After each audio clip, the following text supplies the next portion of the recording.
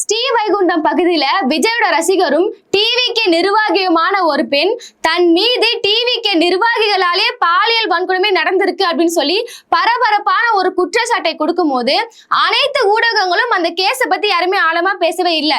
ஏன்னு பார்த்தோம்னா தினம்தோறும் டிவிகே ஆட்சியில தமிழகத்துல இருக்கக்கூடிய எல்லா மூலைகளிலும் ஒரு பாலியல் வன்கொடுமைகள் வந்து தொடர்ந்து நடந்துட்டே இருக்கு. அதிலும் டிவிகே நிர்வாகிகளால தாவேகாவை சேர்ந்த நபர்களாலேயே இந்த விஷயம் நடக்குதுன்றதால தினம்தோறும் ஒரு நியூஸை பாக்குறாங்க. சோ அதே மாதிரியான ஒரு சம்பவமாக தான் இந்த கேஸையும் கடந்து போறாங்க. ஆனா இந்த கேஸை பத்தி எப்போ உதயநிதி ஸ்டாலின் அவர்களும் எடப்பாடி அவர்களும் ஒரு ட்வீட் போட்டாங்களோ அனைவரோட கவனமும் இந்த கேஸை நோக்கி திரும்பியுள்ளது. சோ எதற்காக இவங்க 2 பேருமே போட்ட இந்த பதிவு என்பது இன்னைக்கு முக்கியமான ஒரு பேச்சு பொருளா மாறி இருக்குன்னா, யார் அந்த மேலிடம் அப்படின்ற ஒரு கேள்வியை அவங்க முன்னெடுத்து வைக்கிறாங்க. இந்த கேஸை பொறுத்தவரையுமே இப்ப கைது செய்யப்பட்டிருக்கக்கூடிய பாலமுருகன், ஜெயபால் இவங்க மட்டும் குற்றவாளி கிடையாது. அதே தொகுதியோட சட்டமன்ற எம்எல்ஏவான சரவணன் அவர்களுக்கும் இந்த கேஸ்ல வந்து பங்கு இருக்கு. அவரும் இந்த பாலியல் வன்கொடுமை குற்றவாளிகளை ஆதரிச்சிருக்கிறாரு. இந்த விஷயம் ஆதவ் அர்ஜுனாவுக்கும் புஷியானந்துக்கும் தெரியும் அப்படின்ற பதிவுகளை இவங்க போட்டிருக்காங்க. இந்த கேஸோட பின்னணி என்னன்னு பார்த்தோம்னா, முதல்ல இந்த பெண் நிர்வாகி என்ன பண்ணிருக்காங்கன்னா, உங்களுக்கு நான் வேலை வாங்கி தரேன்னு சொல்லி கூட்டு போயிருக்காங்க. அதுக்கப்புறம் கார்ல வச்சு குளிர்பானங்களை கொடுத்து அதுல மயக்க மருந்தை கலந்து கொடுத்து அப்புறம் அவங்க விடுதிக்கு போய் தங்கியிருக்காங்க நேரமாச்சுன்னு சொல்லிட்டு. பெண் நிர்வாகிகள் 2 பேருக்கு வந்து தனி ரூமை கொடுத்துட்டு இவங்க 2 பேர் தனி ரூம்ல இருந்திருக்காங்க. கதவு அடைக்காதீங்க, நாங்க சாப்பாடு வாங்கி தரோம்னு சொல்லிட்டு இரவுல போயிட்டு அந்த பெண்கள் மயக்கம் அடைஞ்ச அப்புறமா இவங்க பாலியல் வன்கொடுமை செஞ்சிருக்காங்க. மறுநாள் காலையில அவங்கள மிரட்டி இருக்காங்க. என்ன சொல்லி மிரட்டுறாங்கன்னா, சரவணன் சொல்லி தானே உன கூட்டு வந்தோம், நீ யார்கிட்டனா போய் சொல்லு என்ற வார்த்தைகளை அந்த குற்றவாளிகள் யூஸ் பண்ணிருக்காங்க. அப்ப என்ன அர்த்தம்னா, நான் சரவணன் சொல்லி தான் கூட்டிட்டு வந்தேன், இந்த குற்றத்துக்கு அவரும் இருக்க மாதிரி தான் அவங்க சொல்றாங்க. இன்னொரு விஷயம் என்ன சொல்றாருன்னா, நீ யார்கிட்ட வேணா போய் சொல்லு, நீ யார்கிட்ட வேணா போய் சொல்லிக்க, ஒரு கவலைன்ற மாதிரி சொல்றாரு. அப்ப யார்கிட்ட வேணா போய் சொல்லுன்னா, தமிழகத்தில் இருக்கக்கூடிய அனைத்து பெண்களுக்கும் நான் தான் அண்ணன் பாதுகாவலன்னு சொல்றாருல முதலமைச்சர் விஜய் அவர்கள், அவர்கிட்ட வேணா போய் சொல்லிக்கோ அப்படின்னு ஒரு வார்த்தையா குற்றவாளிகள் யூஸ் பண்றாங்களா?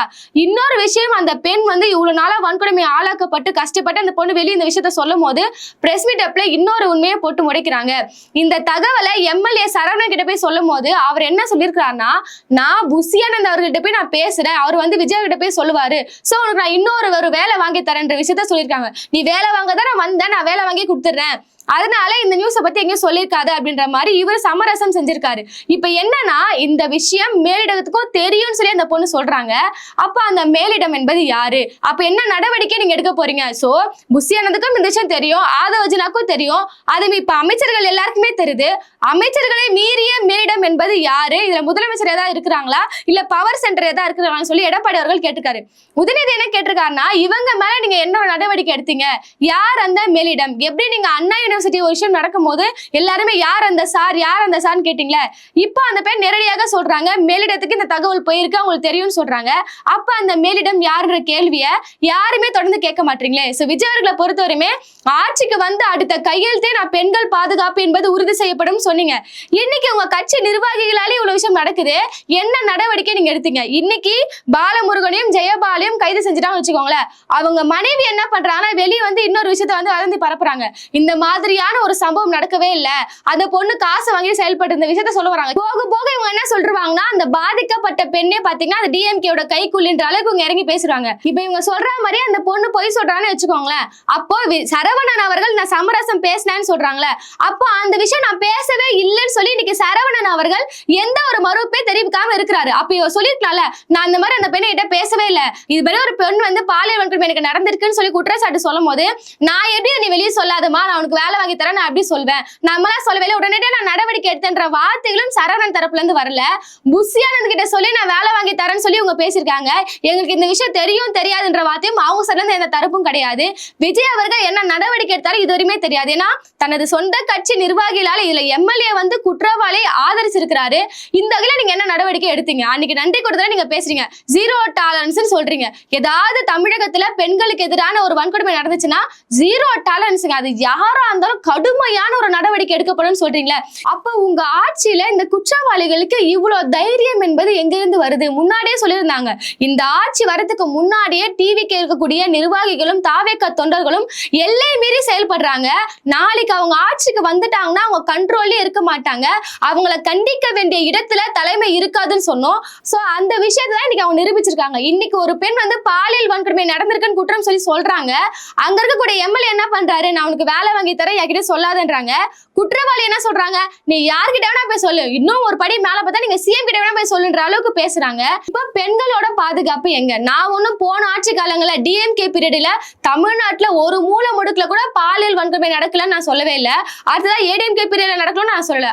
ஆனா நீங்க என்ன சொல்லி வந்தீங்க, எவ்வளவு பெண்கள், எவ்வளவு மாணவிகள், எவ்வளவு பெண் குழந்தைகள், மகளிர்கள் சொல்லி எவ்வளவு பேர் உங்களுக்காக வந்து இவர் வந்துட்டா நம்மளுக்கு பாதுகாப்பு என்பது உறுதிப்படுத்தப்படும். சோ நீங்க தான் சொன்னீங்க மாற்றம் சொல்லி. அதனால இந்த மாற்றத்தை விரும்பிதான் உங்களுக்கு ஓட்டு போட்டிருக்காங்க. சோ இத்தனை பெண்களோட அந்த நம்பிக்கையை நீங்க என்ன பண்ண போறீங்க? ஒண்ணுமே இல்லாம சிம்பிளா நான் ஒரு சிங்கப்பெண் அதிரடிப்படையை கொண்டு வந்துட்டேன், அதனால தமிழ்நாட்டுல எங்குமே வந்து பாலியல் வன்கொடுமை நடக்காதுன்னு நீங்க வந்து ஒரு ஸ்டிக்கர் ஓட்டுற வேலையை பாத்தீங்க. இன்னைக்கு சிங்கப்பெண் அதிரடி பெண்களுக்கான அந்த பணி என்பது என்ன? அவங்க ஒண்ணுமே பண்ணல. ஒட்டுமொத்தமா பாத்தீங்கன்னா இப்ப ரீல்ஸ் தான் போட்டுட்டு இருக்காங்க. பஸ்ல போய் ரீல்ஸ் போடுறாங்க, பஸ் ஸ்டாண்ட்ல போயிட்டு அமைதியாக உட்காந்துருக்க கூடிய அந்த பஸ் ஸ்டாண்ட்ல போய் அந்த பயணிகள் கிட்ட போயிட்டு நாங்க தான் சிங்கப்பெண் படை, உங்களுக்கு நாங்க பாதுகாப்பு கொடுக்குறோம்னு சொல்லிட்டு அவங்க பேசுறாங்க. அதை பின்னாடி இருந்து இன்னொரு போலீஸ் அம்மாவே ரீல்ஸ் எடுக்கிறாங்க. இந்த பணி தான் இன்னைக்கு சிங்கப்பெண் அதிரடிப்படை பாத்துருக்காங்க. இவங்களால ஒரு 4 பேர் பயனடைஞ்சா பரவாயில்ல. இன்னைக்கு பார்த்தோம்னா பெரம்பூர்ல ஏதோ ஒரு ஸ்கூல் ஸ்டூடெண்ட் ஒரு 4 ரவுடிகள் வந்து ராகிங் பண்ணியிருந்தாங்களா, அவங்களவே பிடிச்சிட்டாங்களா. சோ இதை என்ன பண்றாங்கன்னா இதை கொண்டாடிட்டு இருக்காங்க. ஆனா உண்மையாகவே சிங்கப்பெண் அதிரடிப்படையோட முதல் வழக்கு எது இருந்திருக்குன்னு பாத்தீங்கன்னா உங்க கட்சியில இருக்கக்கூடிய டிவிகே எம்எல்ஏ மீதும் டிவிகே நிர்வாகிகள் மீதும் இருந்துக்கணும். எதுவுமே இல்லாம ஸ்கூல் பக்கத்துல வந்து ராகிங் பண்ணாங்க, அந்த பொண்ணை நாங்க பிடிச்ச உடனே வந்து போலீஸ் கிட்ட ஒப்படைச்சிட்டோன்ற வேலைகளை சிங்கப்பெண் அதிரடிப்படை கொடுத்திருக்காங்க. அப்போ ஒட்டுமொத்தமா பாத்தீங்கன்னா பெண்களோட பாதுகாப்புலயும் சமரசம் கேட்கிறாரா விஜய் அவர்கள். நிறைய வாக்குறுதிகளை கொடுத்திருந்தாரு. இந்த மாதிரி வந்து 6 சிலிண்டர் 2500 ரூபாய் விவசாயிகளுக்கான கடன் சொல்லி இவ்வளவு வாக்குறுதிகள் கொடுத்துட்டு எனக்கு டைம் கொடுங்க சொல்லி கேட்கிறாரு. அதற்கான டைமை நம்ம யார் வேணா கொடுக்கலாம். சரி நீங்க ஏமாத்தினாலும் பரவாயில்ல, உங்களுக்கு நிதி தேவைகள் நிறைய இருக்கு, நீங்க இப்பதான் ஆட்சிக்கு வந்திருக்கீங்க, உங்களுக்கு டைம் ஆகன்ற மாதிரி டைம் கொடுக்கலாம். ஆனா பெண்களோட பாதுகாப்பு, சட்ட ஒழுங்கு, இதுலயும் நீங்க டைம் கேட்டீங்கன்னா எப்படி இந்த டைம் உங்களுக்கு தர முடியும்? நீங்க நல்லா கத்துக்கிட்டு எப்படி ஆட்சி செய்யணும் எல்லாமே கேட்டுட்டு நீங்க தெரிஞ்சுட்டு அப்புறமா நான் வந்து ஆட்சி செய்வேன்னா அது வரையும் இங்க இருக்கக்கூடிய இந்த குற்றங்கள் தொடர்ந்து நடந்துட்டே இருக்கும். அது எல்லாருமே தமிழக மக்கள் எல்லாம் சகிச்சு போகணுமா? இப்போ ஒட்டுமொத்தமா பாத்தீங்கன்னா என்னோட கேள்வி என்னவா இருக்குன்னா, யார் அந்த மேலிடம்? குற்றவாளிகள் தெளிவா சொல்றாங்க, நீங்க யார்கிட்ட வேணா போய் சொல்லிக்கோன்னு சொல்றாங்க. சம்பந்தப்பட்ட குற்றவாளிகளை ஆதரிக்கக்கூடிய எம்எல்ஏ என்ன சொல்றான்னா இது மேலிடத்துக்கும் தெரியும்னு சொல்றாங்க. இது நீ வெளியே சொன்னா கொலை மிரட்டலும் விட்டுருக்காரு அந்த எம்எல்ஏ என்பவர். சோ எந்த ஒரு நடவடிக்கை எடுக்காம இருக்கீங்க. அப்போ உங்க ஆட்சியில பெண்களோட பாதுகாப்பு என்பது எந்த நிலையில இருக்கு? இதுக்கு விஜய் அவர்கள் என்ன சொல்றாருன்னா, பெண்களோட பாதுகாப்பான காரணங்கள்லாம் வந்து ரியாலிட்டியை புரிஞ்சுக்கோங்க, யாரும் ரீல்ஸ்ல போய் தேடாதீங்க, என்ன காரணம்னு சொல்றாரு. போன ஆட்சி காலத்துல பிரச்சார மேடைகள் என்ன சொன்னாரு, இதுக்கு எல்லாமே காரணம் சிஎம் அவர்கள் தான். ஒரு ஆட்சி நல்லா நடந்தா குற்ற சம்பவங்கள் எங்கெல்லாம் நடக்க போகுதுன்ற அளவுக்கு பேசினாரு. இன்னைக்கு அவர் ஆட்சியில் இதெல்லாம் தொடர்ந்து நடக்குது. போலீஸ் போய் சொல்லியிருப்பாரு போல, அவருக்கு டைலாக் எடுத்து கொடுக்குறாங்களா அட்மின், அவங்க எல்லாமே சொல்லியிருப்பாங்களே, சார் நம்ம வந்து இந்த மாதிரி ஓட்டுக்காக அதெல்லாம் பேசிட்டோம், ஆனா எல்லா ஆட்சி காலங்களும் தொடர்ந்து இந்த மாதிரி குற்றங்கள் நடக்கும், அதனால உங்க டைலாக்கை மாத்திக்கோங்க. சோ இந்த குற்ற சம்பவங்கள் என்பது ஒரு தனி மனித ஒழுக்கம் சார்ந்ததுன்னு சொல்லி டைலாக்கை மாத்தி பேசுறீங்கன்னு சொல்லிடுவாங்க போல. அதை விட்டு இவரும் மேடைகளை வந்து பேசியிருக்காரு. அதனால இப்ப நம்ம கேள்வி கேட்டா என்ன கேக்குறாங்கன்னா, அதனால இப்ப நம்ம கேள்வி கேட்டா என்ன சொல்றாங்கன்னா, எங்க இதுக்கெல்லாம் வந்து விஜய் எப்படிங்க பொறுப்பாக முடியும், அதெல்லாம் தனிநபர் ஒழுக்கம் சார்ந்ததுங்க அப்படின்ற ஒரு கேள்வியை சொல்றாங்க. யாருமே வந்து கேள்வி கேட்க மாட்டாங்க. முதல்ல விஜய் அவர்களோட அரசை நோக்கி தாவேக தொண்டர்களும் நிர்வாகிகளும் யாருமே ஓட்டு போட்ட யாருமே கேள்வி கேட்க மாட்டாங்க.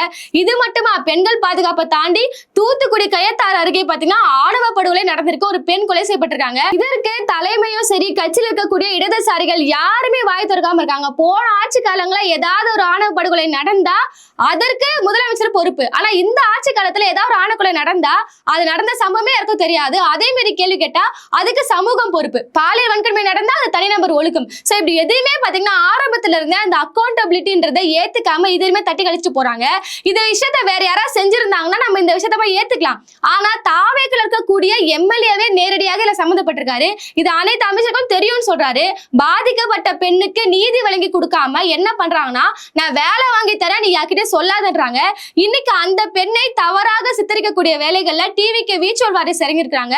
அந்த பொண்ணு டிஎம் கிட்ட காசு வாங்கிட்டு பேசுது, காசுக்காக பேசுன்ற தவறான தகவலை கைது செய்யப்பட்ட மனைவி உட்பட எல்லாருமே பேசுறாங்க. பொறுத்திருந்து பார்ப்போம். இருந்தாலும் யார் அந்த மேலிடம் என்ற கேள்வி தொடர்ந்து ஒழிச்சிட்டே இருக்கு. இதற்கு என்ன பதிலை விஜய் அவர்கள் சொல்ல போறான்னு சொல்லி பொறுத்திருந்து தான் பார்க்கணும்.